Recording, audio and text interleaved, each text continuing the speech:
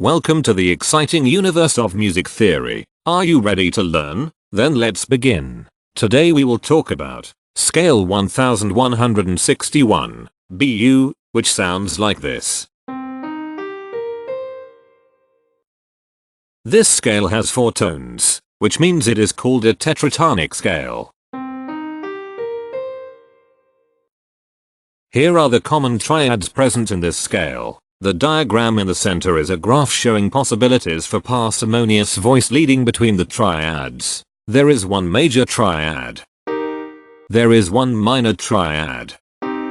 There are no augmented triads. There are no diminished triads. Here is a Hamiltonian path of parsimonious voice leading that uses all the triads.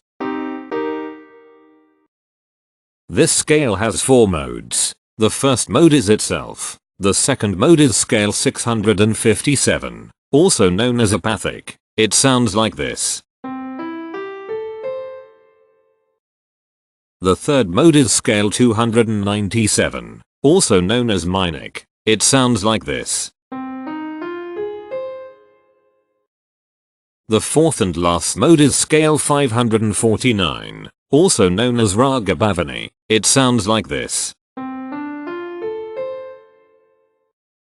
The pitch class set for this scale is 0, 3, 7, 10. The forte class is 426. This set is not prime. Imperfections are tones that have no tone or perfect fifth interval above them. This scale has 2 imperfections. They are at positions here and here. Hemitones are instances where 2 tones in the scale are a semitone apart. This scale has no hemitones. Cohemitones are instances where 2 hemitones are beside each other. This scale has no cohemitones. The distribution spectra describes the size of each of the scale steps, which in turn describes how evenly spaced the tones are. A generic interval is how many scale steps are between one tone and another. A specific interval is how many semitones apart they are. The generic interval of one scale step comes in 3 different specific interval sizes: 2 semitones, 3 semitones, and 4 semitones. The spectrum width of this generic interval is the highest,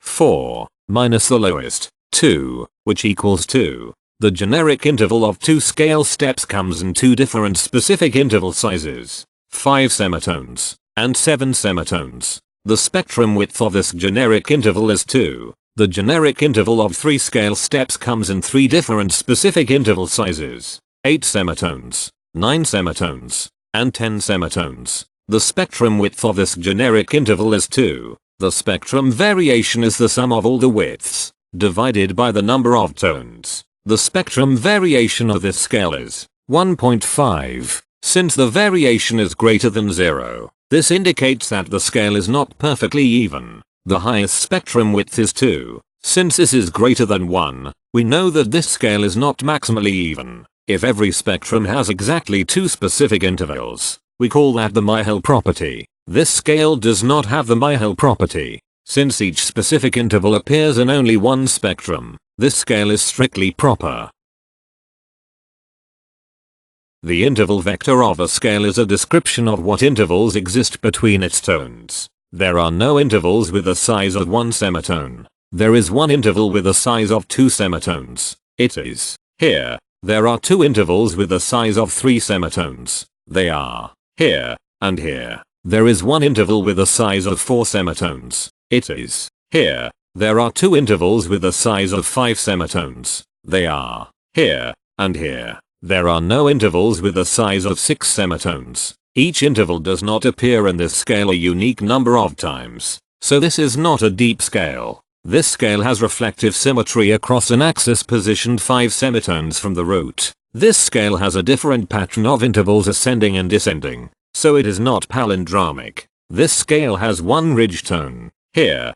The balance of a scale depends whether the tones are spaced equally enough for the center of gravity to be in the center of the scale. This scale is not balanced. The inverse of a scale is a mirror image. It is what you get when the sequence of intervals is reversed. The inverse of this scale is scale 549, raga bhavani. This scale is achiral.